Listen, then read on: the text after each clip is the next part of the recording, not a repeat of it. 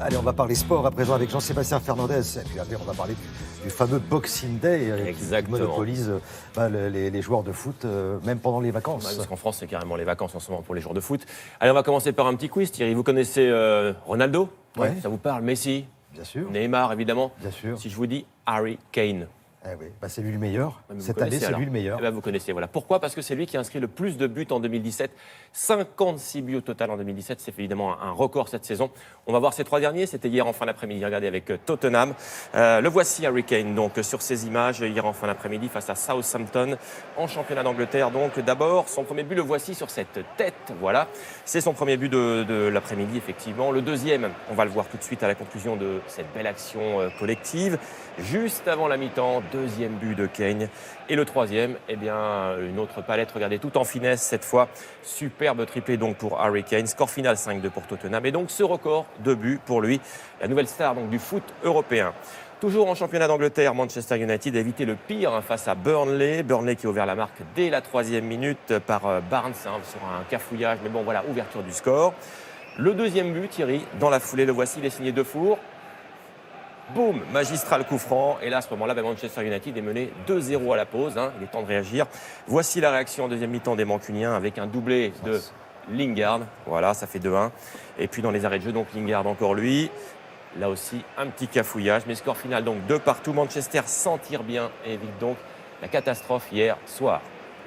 Allez, autre match maintenant avec Liverpool qui a écrasé Swansea. 5-0, voici les 2 plus beaux buts. D'abord cette frappe. Voilà, celle-là aussi, elle est pas mal. Elle est signée Moutinho, la revoici. Et puis deuxième but splendide, Moutinho pour Fabinho, cette fois un but 100% brésilien. Et bien dans ce championnat, c'est Liverpool, donc est 4e ce matin. Le leader, c'est Manchester City devant United et Chelsea. Beau championnat, sympa. Du basket à présent, on jouait en France. Là, exactement, avec une belle affiche en Pro 1. Hier, Toulon recevait le leader Monaco, un leader solide, un leader tranquille. On va découvrir les images de cette soirée avec Toulon. Regardez qui a bien accueilli les Monégasques. Ça, c'était sympa pour accueillir Monaco. Et les Toulonnais, donc on va les voir face à Monaco en rouge. Les Monégasques qui ont signé hier soir leur 10e victoire d'affilée, toutes compétitions confondues. Le score final, je vous le donne, 103-99. Monaco qui est donc plus que jamais leader de cette Pro A. Toulon est avant-dernier hier soir. C'était, Thierry, on va dire, la balade des hommes en rouge. La voici, donc, cette balade monégasque. Du basket encore avec Limoges en jaune, cette fois qui joue en Eurocoupe hier soir, 10e et dernière journée. Limoges qui s'est incliné in extremis sur son parquet face aux Lituaniens de Vilnius, 69-71, c'était très serré. Défaite, on va dire, sans conséquence pour les Limougeaux qui sont déjà qualifiés pour le top 16 européen. Voilà donc pour Limoges qui s'en tire pas trop mal quand même. Allez, quelques images de la nuit en NBA avec des paniers qui réveillent le bon matin comme ça. Regardez celui de Denver, ici, voilà, contre les Utah Jazz. Il est tellement beau, vous l'avez peut-être pas vu, je vous le remonte Thierry, regardez, hop. Voilà, c'est pas mal ça. Allez, plus fort encore, le deuxième, regardez de Sacramento, ici. Voilà, 15 mètres à peu près, c'est pas mal ça vous plaît? Et ben voilà, c'était le plus beau panier de la nuit et ça vient de la NBA évidemment.